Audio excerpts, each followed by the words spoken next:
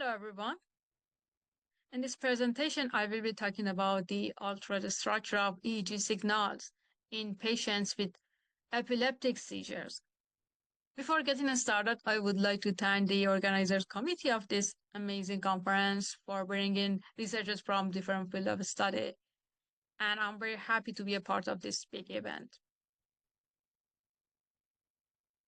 Recently, characterizing the dynamics of brain functional networks at task-free or cognitive tasks has developed different research efforts in the field of neuroscience.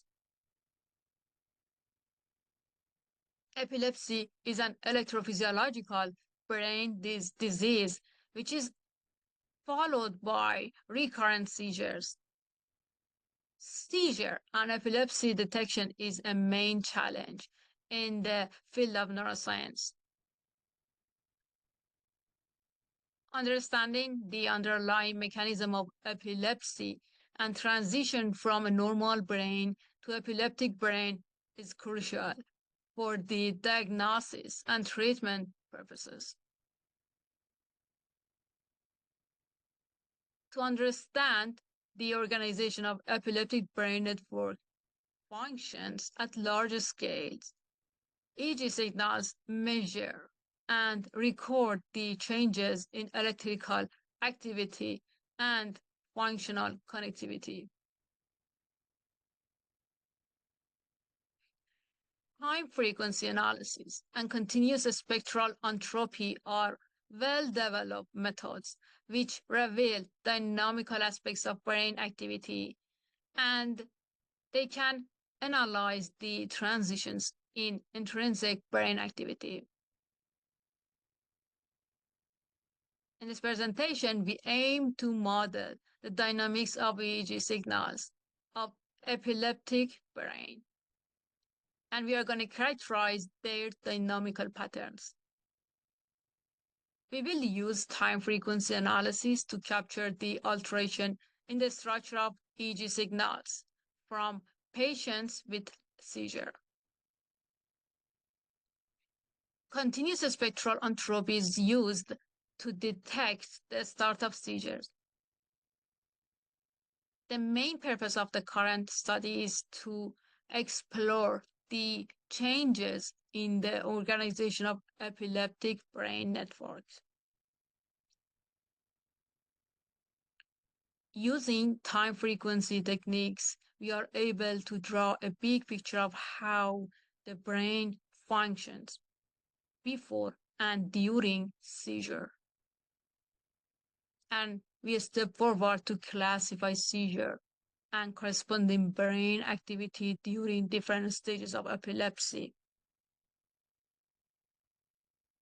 The present study may contribute to characterizing the complex nonlinear dynamics of EEG signals of epileptic brain and further assist with biomarker detection for different clinical applications. This finding helps toward effective diagnosis and better treatment of epilepsy.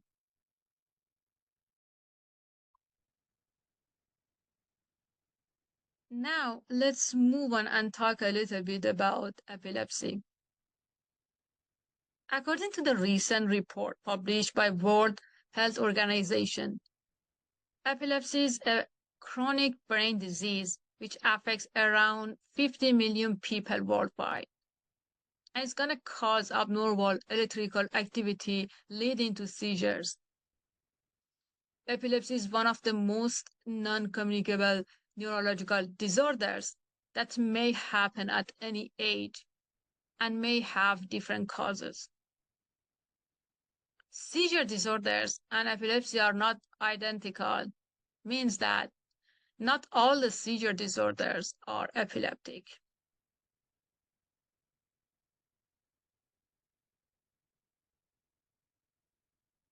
Epilepsy is a central nervous system or neurological disorder. Brain activity during a seizure becomes abnormal and is going to cause seizure. As we can see in the right-hand side of this slide, We have different type of seizures. If you compare the normal brain with partial seizure and generalized seizure, you can understand the difference between these two types of seizure.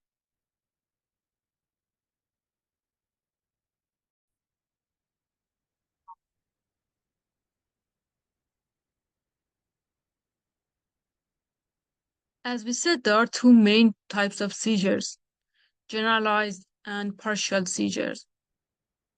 For the generalized, the electrical storm involves the whole brain. However, for partial seizures, the electrical storm starts from a part of the brain. The partial seizures are much more common than the generalized seizures. Also, the treatments differ based on the type of seizure we have. And EEG plays a key role in diagnosis of patients with seizure disorder.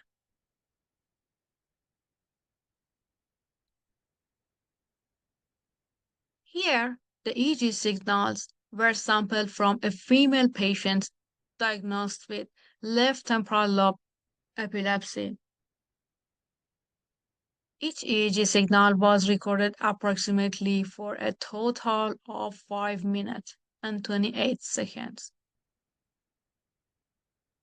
The EEG signals were collected at the sampling rate of 100 Hz, and the total number time points per EEG is around 32,768.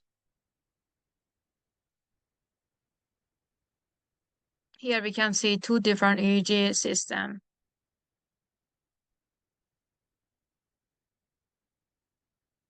Let's move on and talk about a little bit more about the methods that we applied.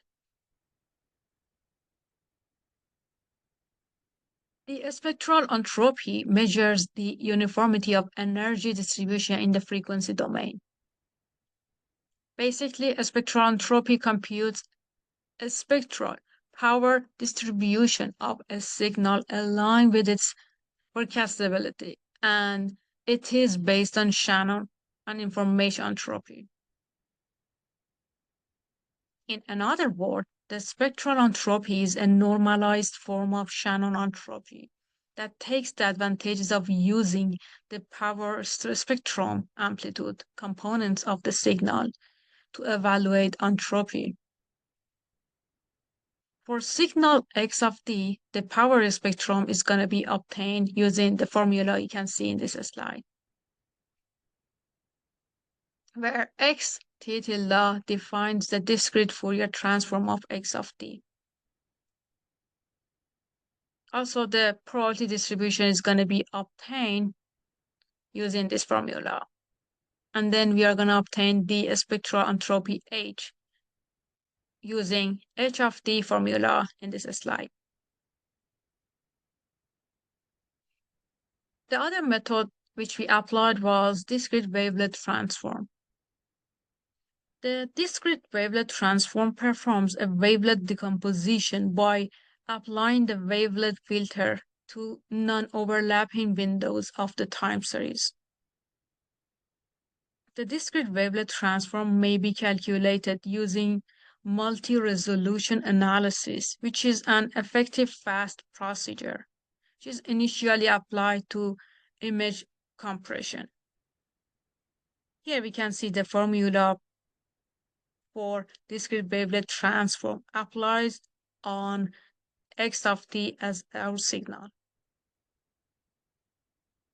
While the discrete wavelet transform applies a coarse time frequency discretization to speed up the process, however, the continuous wavelet transform performs a time-consuming procedure, which is near continuous discretization of the time scale and frequency scale to make sure we have a good resolution.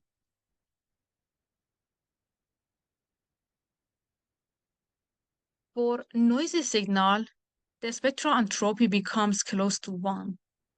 And for a pure tone signal, the spectral entropy will be approaching to 0. In the figures, we display the spectral entropy of a signal and compare it to the original signal. We also plot the percentage of energy for each wavelet coefficient in the figures. This plot is computed using continuous one-dimensional wavelet transform, and then we display the metrics of the continuous wavelet coefficients. Here we can see different examples of a spectral entropy for different signals in the middle of the slides. And we can see how spectral entropy is different for different types of time series or signals.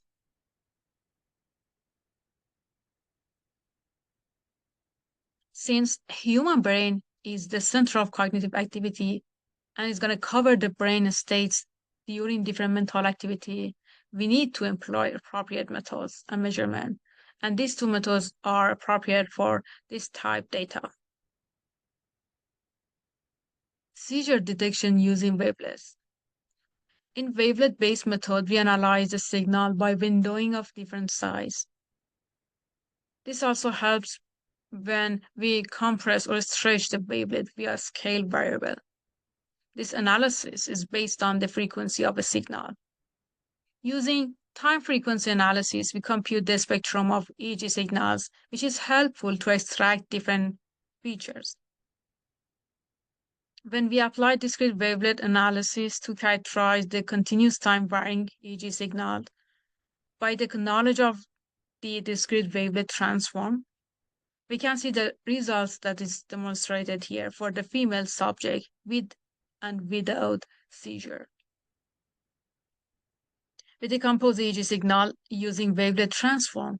Next, we calculate the wavelet coefficients.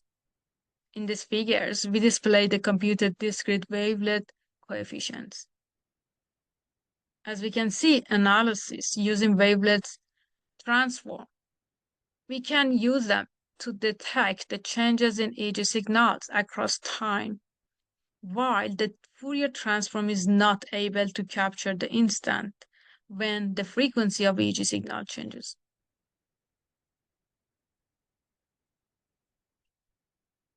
Now, seizure detection using spectral entropy. To compute the spectral entropy, we calculate the power spectrogram of EEG signal. And then we compute the spectral entropy of frequency bands within the bandwidth of EEG signal. We plot the spectral entropy of all EEG channels recorded. And we can see in the right-hand side of this slide, the spectral entropy of all EEG channels recorded for epileptic patients display different patterns. And then when we compare it to the subjects without epileptic seizures, we can understand how spectral entropy can help with recognizing and capturing epileptic seizures. The changes happening in the signal spectrum during seizures are visible in the spectral entropy plots. Therefore, the spectral entropy could measure brain electrical activities and its changes. As you can see, using this study, we could use two important techniques, spectral entropy and wavelet analysis, to capture a start of the seizure. Thank you so much for your attention.